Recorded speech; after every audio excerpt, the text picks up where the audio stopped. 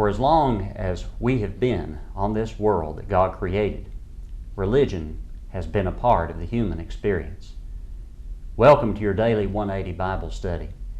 I'd like to direct your attention to Joshua chapter 24, a passage which tells us about a time near the end of the conquest of Canaan, when the children of Israel were at a point where they needed to make some decisions. And their great leader Joshua, the one who had taken over after the departure of Moses, gives them some sound advice. He says to them in Joshua 24 verse 14, "Now therefore fear the Lord, fear Jehovah, Yahweh, the God of Israel. Serve Him in sincerity and in truth, and put away the gods which your fathers served on the other side of the river and in Egypt. Serve the Lord.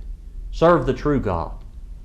And if it seems evil to you to serve the Lord, choose for yourselves this day whom you will serve, whether the gods which your fathers served that were on the other side of the river, or the gods of the Amorites in whose land you dwell. But as for me and my house, we will serve the Lord."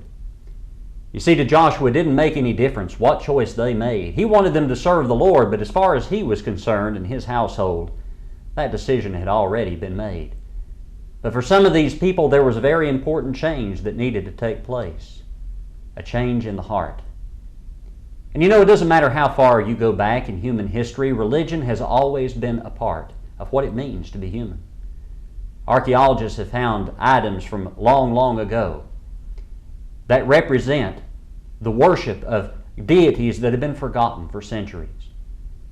There are writings that have come to light in recent years that are even older than any part of our Old Testament, that tell stories about the interactions between mortal men and the gods that they invented to serve.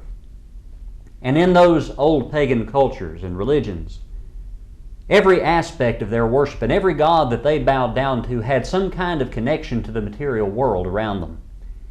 Everything in their pantheon revolved around the sun, the moon, or the stars. They worshiped the god of the wind, Asher, in the Assyrian Empire. The Babylonians would bow down to the goddess of fertility, Ishtar, and worship her. But here Joshua tells them, you need to change your heart. You need to serve the one true God. And just because you've come to a new place doesn't mean you worship a new God. You worship the true God of heaven. We hope you'll join us again for our daily 180 Bible study.